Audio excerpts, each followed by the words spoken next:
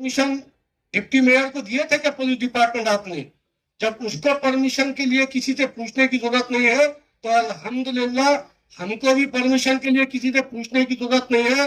गुनाह दाखिल करना है तो पहले उस डिप्टी मेयर के ऊपर गुनाह दाखिल करो जिसने उस वक्त के अंदर वो रैली निकाला था, एक कार की रैली निकाली गई थी और पूरे शहर को जाम किया गया था। उस रैली के अंदर एक भी तिरंगा नहीं था।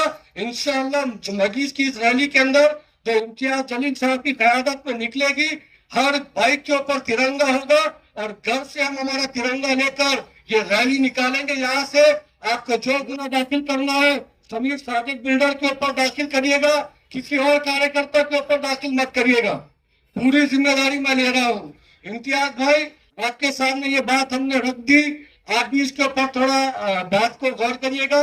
इसके साथ साथ एक बात कहकर अपनी जगह ले लूंगा कि कई सारे बागल गिल्ले शिमले पिंगले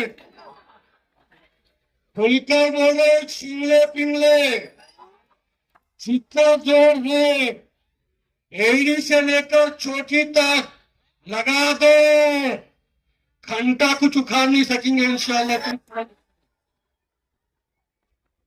हम लोग ये सोचकर चुप थे कि दिल जले हैं, थोड़े दिन बड़बड़ करेंगे, चुप हो जाएंगे और ये दिल जलो की जो तकलीफ है ये खत्म ही नहीं हो रही। और इंशाअल्लाह जब तक तुम्हारी जिंदगी है, जब तक तुम जिंदा है, तब तक तुम्हारी यह तकलीफ खत्म नहीं होने वाली, क्योंकि पूरी जिंदगी भी तुम लोग लटक गए तो चुन के आने वाले नहीं है। चुन के वही आएगा जो आवाम की खिदमत करेगा, चुनकर वही आएगा जो जमात के साथ खड़े रहेगा, चुनकर वही आएगा जो मेरे कायद अलहज बैरिस्टर असदुद्दीन ओवैसी साहब की बात के ऊपर लब्बैक कहेगा। समीर सादिक बिल्डर ने भी टिकट मांगा था, 2019 में एमएलए का मांगा, 2024 में एमएलए का मांगा, 2024 में मुझको ये यकीन था कि टिकट मुझको मिलेगा, नहीं मिला। मैंने नाराजगी जताई, इम्तियाज भाई के सामने जताई, सदर साहब के सामने जताई, मगर ये मेरी नाराजगी मेरे कौम को नुकसान के लिए नहीं हो सकती।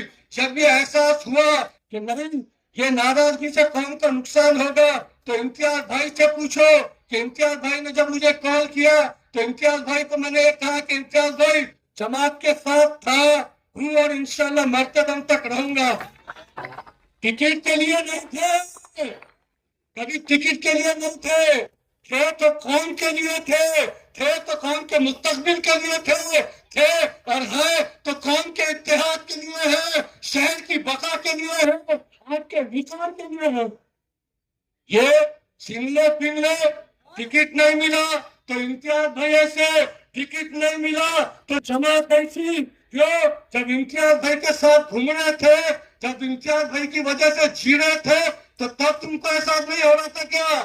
पुलिस स्टेशन की सीढ़ी चढ़ने वाले थे जो डरते थे, फिर कह रहा हूँ पुलिस स्टेशन की सीढ़ी चढ़ने तक के जो डरते थे उनको बचाने वाले का नाम भी इम्तियाज जलील है।